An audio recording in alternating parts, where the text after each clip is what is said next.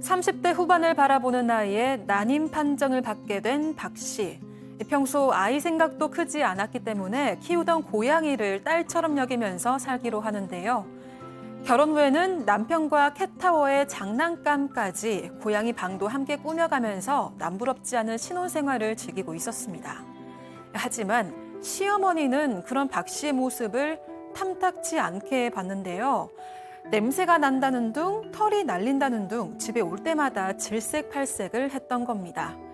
급기야 반찬을 가져왔다며 비밀번호를 알려달라고 하더니 말도 없이 고양이를 지인에게 보내버린 시어머니.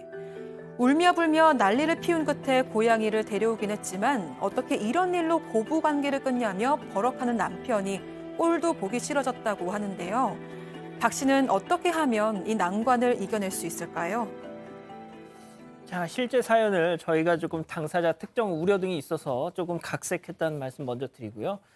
와우, 근데 아무리 시어머니라도 이거는 조금 자, 이 기자, 뭐가 됐든 결혼 전부터 고양이를 키우겠다라고 박 씨는 뭐 얘기를 했고 동의까지 받은 상태였잖아요. 네, 다 알고 있었습니다. 일단 박 씨는 지금 남편이랑 30대 중후반에 연애 결혼을 했습니다.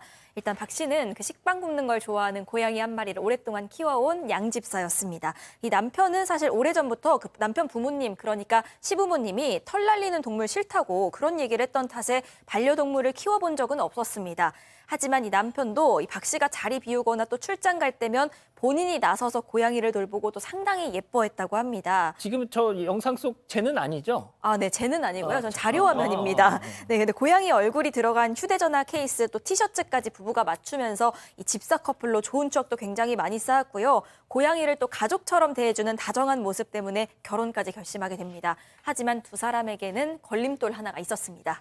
양 변호사님 어떤요? 걸림돌? 뭐 걸림돌이라기보다는 그냥 이 사연을 보내신 분이 나이도 좀 있고 또 건강상의 이유로 난임 판정을 받았다라고 합니다. 하지만 나이도 상당히 좀 많은 편이었고 또 직장에서 자리를 잘 잡으셨던 모양입니다. 그리고 꼭 아이를 갖고 싶다는 생각도 없으셨다라고 해요. 게다가 또 남편 역시도 아이 욕심이 그렇게 많지는 않았다고 하네요. 그래서 지금 얘기 들으신 것처럼 고양이를 두 사람 다 좋아하기 때문에 예뻐하기 때문에 고양이 우리 자식처럼 키우면서 잘 살자. 그렇게 합의를 받고 또 부모님도 거기에 동의를 해서 두 분이 결혼을 했답니다. 백 변호사님, 그 제 친구 중에서도 네. 그 아이 없이 고양이 한 3마리 키우면서 부부끼리 되게 잘 사는 친구 있거든요. 그러니까 그렇게 사는 분들 제 주변에도 많아요. 그래서 이 부부도 마찬가지입니다. 이제 아파트 방 하나를 아예 이 반려묘를 위해서 그냥 우리 아이 방 하나 주듯이 아하. 거기다 뭐 캣타워도 하고 장난감들도 많이 사고 거기다가 뭐 고양이 사진 프린트한 쿠션까지 만들어서 굉장히 고양이를 예뻐하면서 잘 살고 있었는데 여기서부터 문제입니다. 이 시어머니가 일단 이 부부가 신혼여행을 딱 갔다 오자마자 이런 얘기를 합니다. 그 뭐 아이를 가지는 게 좋지 않겠어? 이렇게 살짝 울을 띄우는 거예요. 그때마다 이제 이 박 씨 입장에서는 저는 절대 아이 가질 생각 없습니다. 이렇게 단호하게 얘기를 했는데, 그러니까 이게 부부가 굉장히 잘 지냈는데 꼭 요럴 때 한 번씩 크게 싸운대요. 남편이 아니 어머니가 우리 닮은 이제 손자 보고 싶어서 손주 보고 싶어서 그러는 거겠지라고 하면 그것 때문에 이제 화가 나서 아니 내가 그 전부터 얘기했던 거를 왜 이렇게 대수롭지 않게 생각하냐 싸움이 많이 났었다고 하는데 이제 그러다가 이제 지금 말씀드렸던 것처럼 이 고양이 문제뿐만 아니라 이 아이 문제가 나올 때마다 이렇게 한 번씩 다툼을 이어갔다고 합니다. 소장님, 그러니까 이거예요. 일단 시어머니가 한번 뭔가를 툭 던지고 그럼 남편이 아이고 뭐 그냥 어르신이 그럴 수도 있지 뭐 이렇게 시작이 되는 거예요 지금? 네, 그러니까요.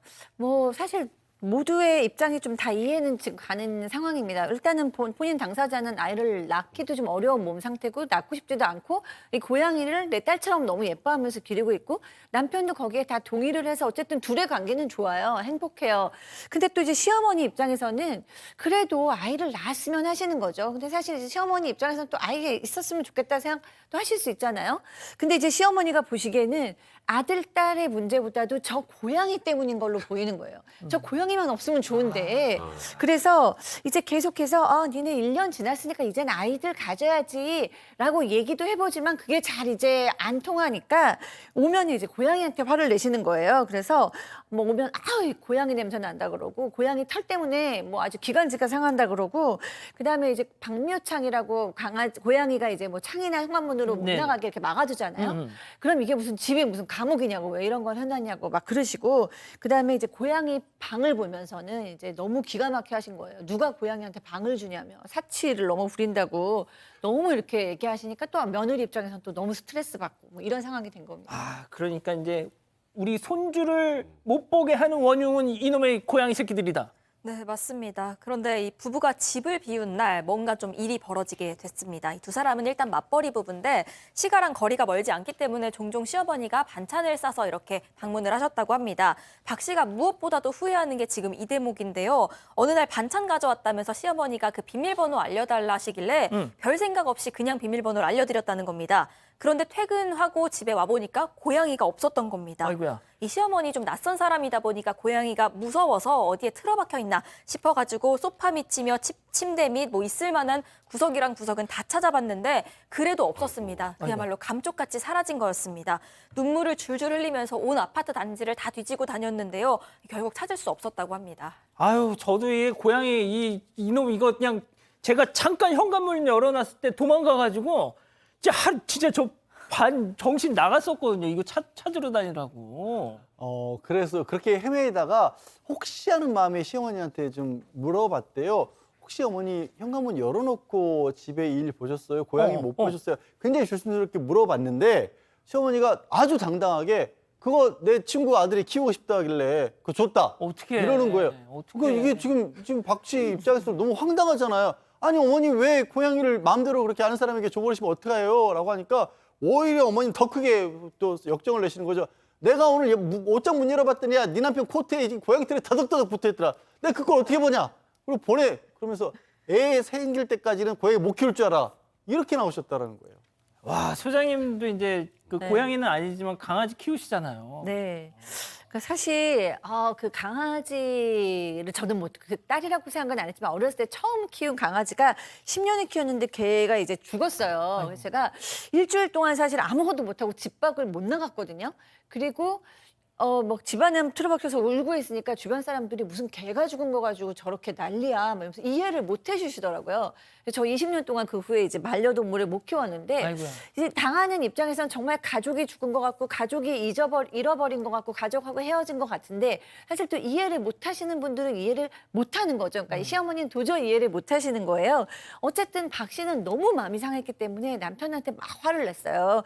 이게 도대체 뭐냐고 그러면서 막 울고 불고 하고 당장 데리고 오라고 막 이래서 남편이 어머니한테 전화해서 어디 있냐고 그래서 가지고 데리고 왔다고는 합니다. 아유, 데리고는 왔네, 그래도. 이거는 그냥 넘어가기 좀 힘든 상황인 것 같아요. 사실 그러니까 이 박 씨 입장에서는 이제 집 비밀번호 바꾸고 이제 시어머니 함부로 못 들어오게. 아이고야. 그리고 이제 어머니한테 너무 실망했다. 어. 다시는 보고 싶지 않다. 이렇게 남편한테 화를 냈습니다. 세상에. 근데 여기서 이제 남편의 태도가 전 개인적으로 좀 문제인 것 같은데 이거는 사실 명백하게 어머님이 잘못한 거죠. 이건 부부의 삶을 침해한 걸 넘어서서 그냥 이게 이 안에서 있어서 자기들끼리 결정해야 될 걸 시어머니 마음대로 다 한 거잖아요. 이제 그런데 남편이 이렇게 얘기를 합니다. 고양이 잘 데려왔으면 되지 않냐. 이런 일로 고부하게 끌을 수는 없는 것 아니냐. 남편의 마음이 이해는 되는데 여기선 본인이 어머니를 설득을 해야죠.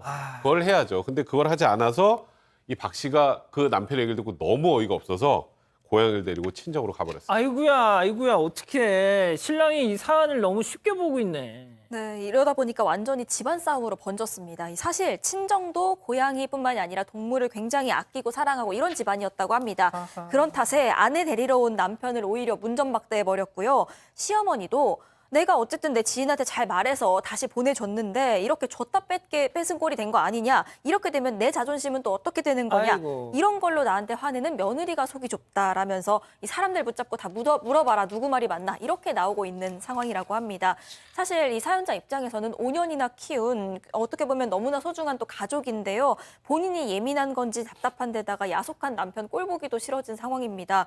이렇게 상황이 흘러가니까 정말 진지하게 이혼해야 하나 이런 고민까지 들고 있다고 합니다. 좋습니다. 자, 그러면 이쯤에서 별별 상담소 오늘의 궁금증 짚어보죠. 자, 고양이 갖다 버리고 아이 가지라는 이 시어머니, 그걸 또 방관하는 이 남의 편, 이거 어떻게 하면 좋겠냐 지금 그러시는데, 자, 양 변호사님, 이혼 전문 변호사시잖아요.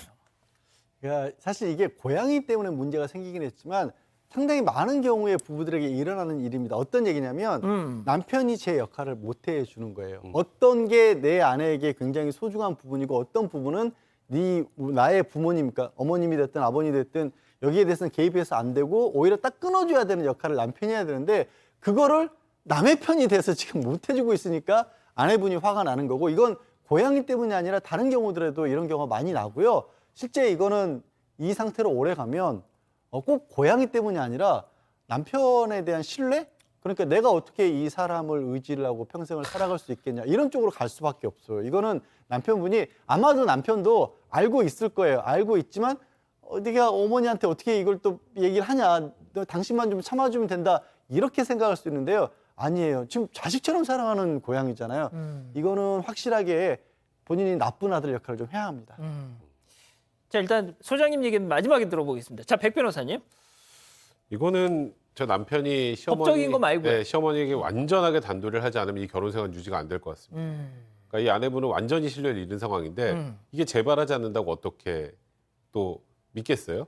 그리고 시어머니는 지금도 여전히 지금 풀리지 않고 애 가져야 되는데 이 생각만 하고 계시고. 그러니까 남편이 우리 결혼 생활을 위해서는 어머니 빠져야 된다는 걸 정확하게 얘기해 주시고 어머니를 완전하게 이해시키지 않으면 현실적으로 신뢰감을 회복하기 좀 어려울 것 같습니다. 자, 소장님. 네, 큰 줄기는 저도 이 두 분의 의견에 동의를 합니다. 근데 이 시어머니께서 본인이 잘못했다고 생각은 안 하시는 것 같아요. 손주를 갖고 싶은 게 도대체 뭐가 잘못이고 고양이를 손주 대신 기르고 있는 게 이해가 절대 안 되시는 거죠. 그래서 시어머니께서 이렇게 일하셨어요. 모든 사람한테 자꾸 물어봐라 내 말이 틀린지 라고 얘기는 사실 요즘 세대에서는 모든 사람한테 물어보시면 어머니께서 틀리신 거거든요. 옛날에는 어땠을지 모르지만 그래서 시어머니를 싸움으로 가지 않고 납득을 시켜 주셔야 합니다. 이제는 아이를 갖는 것도 이제 우리 부부가 선택하는 거고 선택의 문제지 꼭 필수의 문제가 아니고 고양이를 아이처럼 생각하면서 살 수도 있는 거다. 그러니까 어머니께서 양보해 주셔야 된다는 것을 아드님께서 그리고 또 이제 주변 분들께서도 이제는 어머니를 좀 설득해 주시면 좋을 것 같습니다. 자, 며칠 전서부터 이제 고양이를 키우기 시작한 우리 이자연 기자도 뭐 많은 생각이 들 텐데 시간 관계상 우리 가족 여러분들 의견만 좀 전해주세요. 네, 정연재님. 와, 내 얘기인 줄 알았습니다. 키우는 고양이 없애라고 난리. 전 아기까지 낳았는데도 못 키우게 하시더라고요. 하셨고요. 강남 팬더님. 내 반려동물 시어머니가 그랬다면 신고합니다. 이혼하거나 하셨습니다. 마헤이브님. 시어머니가 고양이 이해를 하시든 못하시든 사람으로서 못할 짓을 한 거죠 하셨고요. 이라샤님. 정 떨어질만 합니다. 고양이가 물건입니까 하셨습니다. 그렇군요. 아유, 알겠습니다.